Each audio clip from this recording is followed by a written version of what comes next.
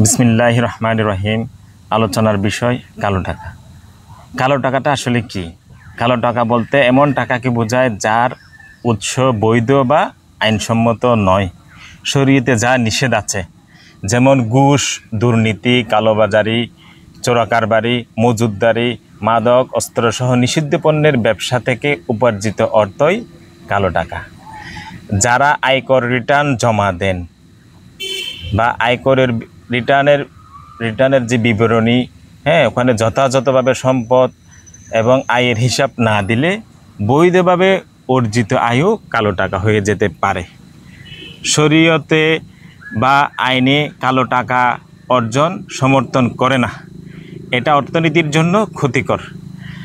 তাই আসুন আমরা সকলেই বৈধ হালাল উপায়ে শরীয়তের বিধান মেনে টাকা বা সম্পদ অর্জন করি। আপনাদের সুস্বাস্থ্য এবং দীর্ঘায়ু কামনা করছি।